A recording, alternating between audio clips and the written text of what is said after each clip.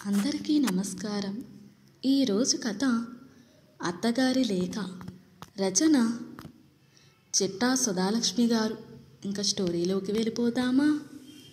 భర్తకు మంచినీళ్లు తెద్దామని వంటింట్లోకి వెళ్ళి నీళ్లు తీసుకుని వాళ్ళ పడక గదిలోకి వెళుతుండగా పక్కనే గదిలోంచి కోడలి మాటలు వినబడి అలా నుంచుండిపోయింది వసుధ. ప్రసాద్, మీరెన్నైనా చెప్పండి, అత్తయ్య గారు మామయ్య గారి ఆరోగ్యం గురించి అంత విముఖతగా ఉండడం మాత్రం ఏమీ బాలేదు. ఎంతైనా కట్టుకున్న భర్త, ఆయనకు ఎంత కష్టం వస్తే ఆవిడ పట్టి పట్టనట్లు ఉండడం ఏమిటి? మరీ విడ్డూరం కాకపోతే? ఏమో బాబు, మా ఇంట్లో ఇలాంటివి నేనెన్నడూ చూడలేదు అన్నది కోమలి. లేదు కోమలి, మా అమ్మ గురించి నీకు తెలీదు. ఆమె విముఖత చూపించిందని ఎందుకు అనుకుంటున్నావు? అమ్మ ఎప్పుడూ అలా ఉండదు అన్నాడు ప్రసాద్. లేకపోతే ఏమిటి చెప్పండి? ఆవిడ ఆయనతో సమయం గడపడం కానీ కూర్చుని ఆయనకు ధైర్యం చెప్పడం కానీ చెయ్యడమే లేదు. కోడలిని నేను కూర్చుని ఆయనకు ధైర్యం చెప్పాల్సి వచ్చింది. ఏదో మరమనిషిలా ఆయనకు కావలసినవి చెయ్యాల్సినవి చేసుకుపోతున్నారు కానీ ఆవిడ ప్రవర్తనలో భార్య చూపించాల్సిన ఆందోళన, పనులు చేస్తున్నప్పుడు చూపించాల్సిన అక్కర ఉన్నట్లు కనిపించడం లేదు. ఏదో బాధ్యతగా చేసుకుపోతున్నారు. మీ ఇంట్లో అసలు కుటుంబ సభ్యుల మధ్య సరైన అవగాహన, ఉండాల్సిన సంబంధ అనుబంధాలు సరిగ్గా లేనట్టుగా అనిపిస్తుంది. మీరు కూడా అంత చనువుగా ఉండరు మీ అమ్మతో నాన్నతో. మీ అన్నయ్య అంతే. అదేమిటో అంది కోమలి. ఏమో, మేం మొదటి నుంచి అంతే, అలాగే పెరిగాం. ఇవాళ గబాలను ఒకరినొకరు కౌగలించుకుని మాట్లాడుకోలేం కదా. సరే, మా కుటుంబ విశ్లేషణ కాసేపు ఆపి పద పడుకుందాం. రేపొద్దున్నే మళ్ళీ మనం బయలుదేరాలి. ఇంట్లోంచి 8ంటికే బయలుదేరితే మంచిది, లేకపోతే ట్రాఫిక్లో ఇరుక్కుంటాం. ఎయిర్పోర్ట్ చేరేసరికి 2 గంటలైనా పడుతుంది. అంతా సర్దేసినట్లేగా అన్నాడు ప్రసాద్. అవునని తలూపింది కోమలి. వసుధ కూడా అక్కడి నుంచి కదిలి తన గదిలోకి వెళ్ళింది. వసుధ భర్త కృష్ణమూర్తికి మైలు స్ట్రోక్ వచ్చిందని ఓ వారం క్రితం హాస్పిటల్లో చేర్పించారు. పెద్ద కొడుకు రామ్ కుమార్ అమెరికాలో ఉంటాడు. చిన్న కొడుకు ప్రసాద్ ఢిల్లీలో ఉంటాడు. వసుధ భర్త మాత్రం హైదరాబాద్లోనే ఉంటారు. పెద్ద కొడుకుకు రావడం కుదరలేదు. చిన్న కొడుకు కోడలు కోమలి మాత్రం పిల్లల్ని తీసుకుని వచ్చి వారమున్నారు. ప్రసాద్ తండ్రిని డిశ్చార్జ్ చేశాక ఇంట్లో ఆయన్ని పగలు రాత్రి కనిపెట్టుకుని చూసుకోవడానికి ఒక మేల్ నర్సుని, తల్లికి తోడుగా ఒక మనిషిని ఉంచి తనకు పిల్లలకు ఎక్కువ సెలవులు లేనందున మళ్ళీ బయలుదేరి వెళ్ళిపోతున్నాడు. మర్నాడు వాళ్ళు బయలుదేరుతుండగా వసుధ పిల్లలకి తలో 1000 రూపాయలు చేతిలో పెట్టింది. కొడుక్కి కోడలికి కూడా బట్టలు తీసుకోమని కొంత పైకం చేతిలో పెట్టింది. ఇప్పుడు ఎందుకు అత్తయ్య గారు ఇది అని కోమలి అనగానే, పర్వాలేదమ్మా, ఉంచు.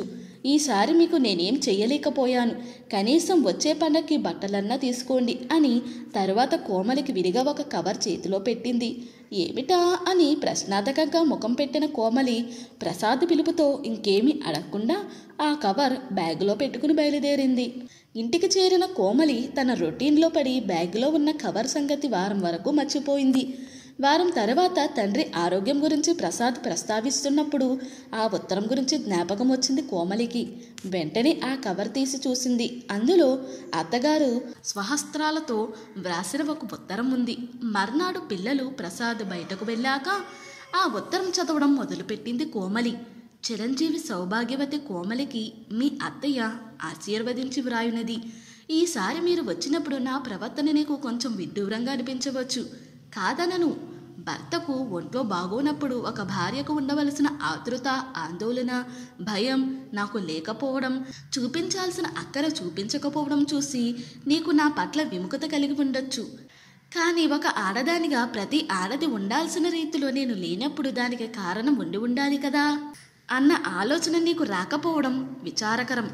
నేను డిగ్రీ పరీక్షలు రాసిన వెంటనే పై చదువులు చదివి ఉద్యోగం చేయాలనే నా ఆశలపై నీళ్లు చల్లి మా నాన్న ఈ సంబంధం తెచ్చి పెళ్లి చేశాడు. పైగా పిల్లాడు బాగా చదువుకున్నాడని, మంచి హోదాలో పట్నంలో పనిచేస్తున్నాడని, ఇలాంటి సంబంధం పోగొట్టుకుంటే మళ్ళీ దొరకదని చెప్పి నన్ను ఒప్పించారు. చదువుకున్నాడు కదా, నన్ను బాగా అర్థం చేసుకుంటాడు, అభ్యుదయ భావాలు కలిగి ఉంటాడు అనుకుని అత్తింటి అడుగు పెట్టిన నేను ఒక నెల రోజుల్లోనే అతని మనస్సును, ప్రవర్తనను బాగా అర్థం చేసుకున్నాను.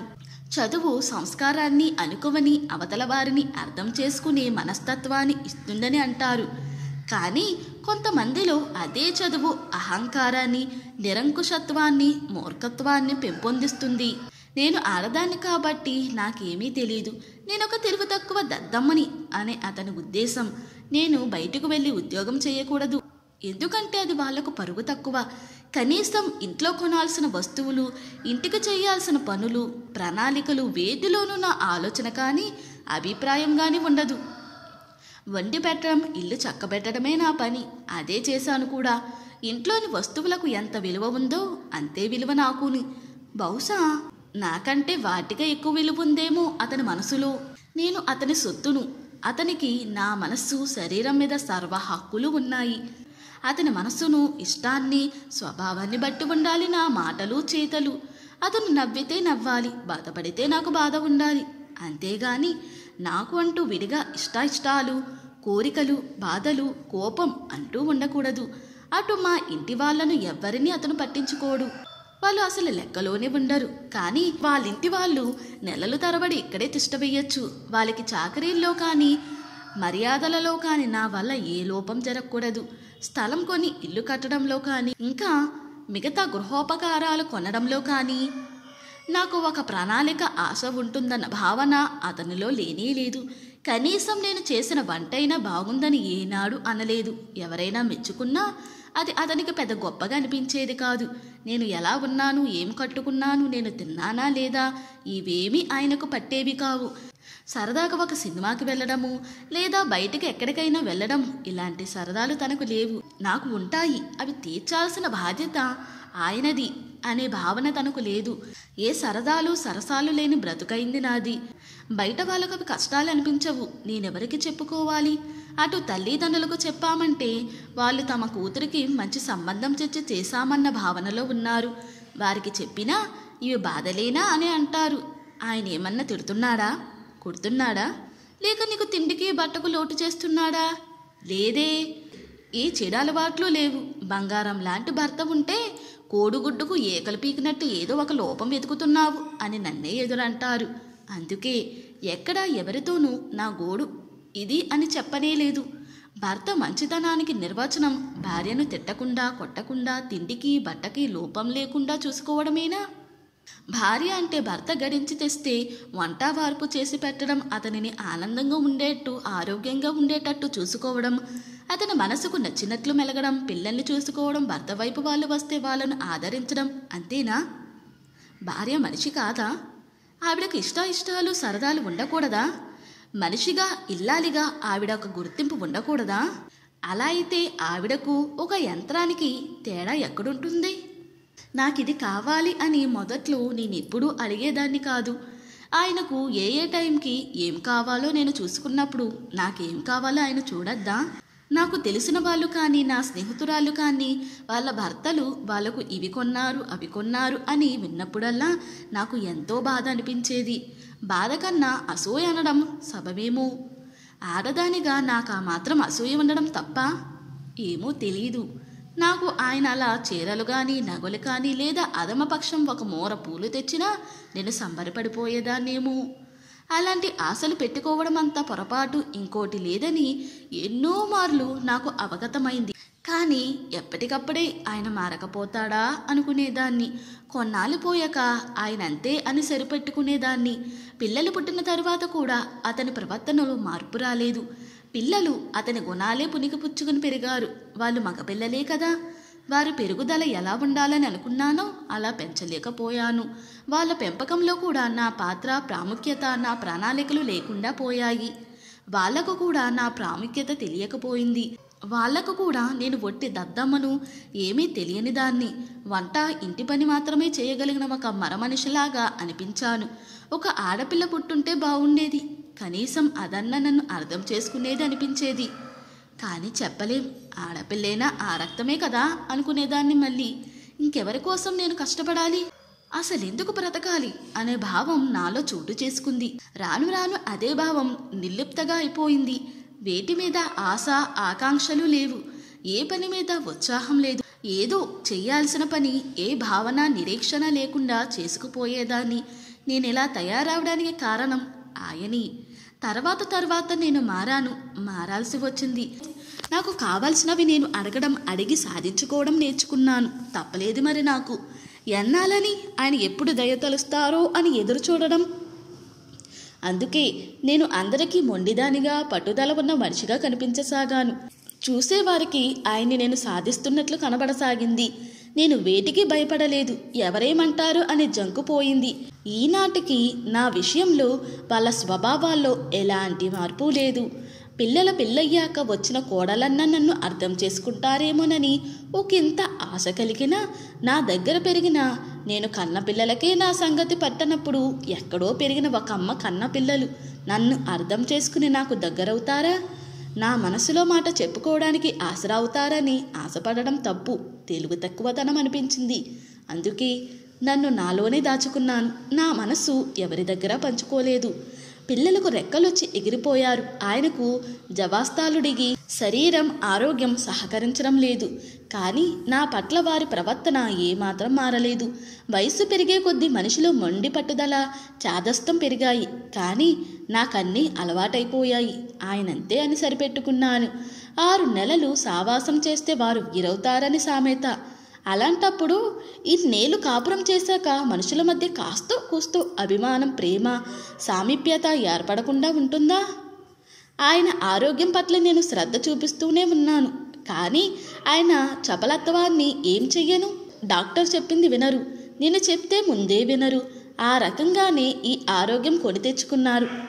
నేనేం చేయగలను? ఇప్పుడు ఈ అనారోగ్య కారణంగానే ఇన్నేళ్లకు ఆయన నా మీద ఆధారపడే అవసరం ఏర్పడింది. ఇన్నాళ్లకు నేను పనికొస్తానని, తనకు బాగుండకపోతే చూసుకోగలనని, బయట పనులు అన్నీ సమర్థించుకురాగలనని ఆయనకు తెలిసింది. మొన్న ఆయన స్ట్రోక్ వచ్చి పడిపోతే ముందర కంగారు పడ్డా. తర్వాత నేనే నిబ్బరం తెచ్చుకుని అంబులెన్స్ను పిలిచి ఆయన్ని హాస్పిటల్లో చేర్పించి ఇన్సూరెన్స్ విషయం కనుక్కుని అవసరమైన కాగితాలు చూసి డబ్బులు కావాల్సి వస్తే తీసుకువచ్చి అవసరమైన టెస్టులు అవి చేయించాను. ఇవన్నీ నాకు వస్తాయి, నేను చెయ్యగలను, చేస్తానని ఏనాడు మీ మామగారు నమ్మలేదు. నా మీద నమ్మకం ఉంచి ఏ పని, బాధ్యత నాకు అప్పగించలేదు. ఈనాడు చేసేసరికి ఆయన అవాక్కైనారు. ఇప్పుడిప్పుడే నన్ను నమ్మడం మొదలుపెట్టారు. నన్ను మెచ్చుకుందామని చూస్తున్నారు. మొన్న ఆయన హాస్పిటల్ నుంచి వచ్చాక ప్రసాద్తో నేను ధైర్యంగా ఎలా అన్నీ చేసుకొచ్చానో చెప్తుంటే విన్నా. కానీ నా మనసు వాటికన్నిటికీ అతీతమైపోయింది. ఇప్పుడు నన్ను వాళ్ళు మెచ్చి మేకతోలు కప్పినా నేను సంతోషించబోవడం లేదు. ఆడది ఒక వయస్సులో లేదా ఒక దశలో మాత్రమే భర్త ఆలనా పాలనా కోరుకుంటుంది. భర్త నుంచి కానీ పిల్లల దగ్గర నుంచి కానీ ప్రశంసను నిరీక్షిస్తుంది, ఆనందాన్ని, ప్రేమను నిరీక్షిస్తుంది. ఆ వయస్సులో అది దక్కకపోతే మనస్సు ముక్కలవుతుంది. ఆ తర్వాత తీరిగ్గా వాళ్ళ మనస్సు మార్చుకుని ఆమెను మెచ్చుకున్నా, ఆమె విషయంలో వారి దృక్పథం మారినా అది ఆమెకు ఆనందాన్ని ఇవ్వదు. చివరికి అన్ని ఒక బాధ్యత కింద తీసుకుని దాన్ని నెరవేర్చడానికి మాత్రమే చూస్తుంది. నేను ప్రస్తుతం అదే చేస్తున్నాను. నాకు ఈ జన్మనిచ్చిన దేవుడి పిలుపు వచ్చేదాకా నాకు ఈ జన్మలో ఆయన అప్పగించిన బాధ్యతను సక్రమంగా చేసి నా రుణం తీర్చేసుకుంటాను. ఇప్పుడు నా మనసులో ఎవరి పట్ల ఎటువంటి భావోద్వేగాలు లేవు. అందరి పట్ల ఉన్నది నా బాధ్యత మాత్రమే. నా కాళ్ళు చేతులు బాగున్నంత వరకు ఎవరికి ఎంత రుణపడి ఉన్నానో అంత తీర్చేస్తాను. నా ఆరోగ్యం పాడే ఒకరి మీద ఆధారపడి ఉండాల్సి వస్తే అది దేవుడిచ్చిన పరిస్థితే అనుకుంటాను. బహుశా వాళ్ళు నాకు రుణపడి ఉన్నారేమో, లేదా వచ్చే జన్మకి తీర్చుకోవలసి రుణమేమో అనుకుంటాను. అలాని ఆయన్ని నిర్లక్ష్యం చేస్తానని అనుకోకు. ఆయన ఆరోగ్యం బాగుపడేటట్టు చూడడం నా బాధ్యత. నేను చూసుకుంటాను. ఆ విషయంలో మీకెవ్వరికీ సందేహం వద్దు. మీరు వెళ్లే ముందు రోజు రాత్రి మీరిద్దరూ నా గురించి మాట్లాడిన మాటలు కాకతాళీయంగా నా చెవిన పడ్డాయి. నీకు నా మీద ప్రేమ, అభిమానం లేకపోతే పోను, కానీ ఇలా అపార్థం చేసుకోవడం సహించలేక ఇలా ఉత్తరం ద్వారా నా మనసులో మాట బయట పెట్టుకోవలసి వచ్చింది. దీని ద్వారా నువ్వు నన్ను అర్థం చేసుకుని నా పట్ల ఉన్న భావాన్ని మార్చుకుంటావని కాదు, కానీ నువ్వు నా పట్ల అనుకున్నది తప్పు అని చెప్పడం మాత్రమే ఈ ఉత్తరం యొక్క ఉద్దేశం. ఇలా బయటపడ్డందుకు ఏమీ అనుకోకు. నీకు పిల్లలకు మనస్ఫూర్తిగా నా దీవెనలు. మీ భార్యాభర్తలు ఒకరినొకరు గౌరవించుకోవడం, ఇంటా బయట మీ పనుల్లో ఇద్దరూ సహాయ సహకారాలు అందించుకోవడం చూస్తే నాకు ముచ్చటేస్తుంది. తల్లికి ఇవ్వవలసిన గౌరవం మన్నన ఇవ్వకున్నా నా పిల్లలు వాళ్ళ భార్యలను సగౌరవంగా చూసుకోవడం, వారిని సహధర్మచారినిగా గుర్తించడం చూస్తుంటే మనస్సుకు తృప్తి కలుగుతుంది. దేవుడి దయ వల్ల మీరంతా బాగుండాలి, మీ జీవితాలు నాలాగా నిరర్ధకాలు కాకూడదు అని కోరుకుంటున్నాను. ఇట్లు మీ అత్తయ్య. ఉత్తరం చదివిన కోమలికి కళ్ళు చెమర్చాయి. అత్తగారిని అపార్థం చేసుకున్నందుకు మన్నించమని అడుగుదామని ఫోన్ డైల్ చేసింది. ఇంతటితో ఈ స్టోరీ ముగిసింది. ఈ స్టోరీ కనుక మీకు నచ్చినట్లయితే మరియు నా ఎక్స్ప్లెనేషన్ కనుక మీకు నచ్చినట్లయితే ప్లీజ్ లైక్, షేర్, సబ్స్క్రైబ్.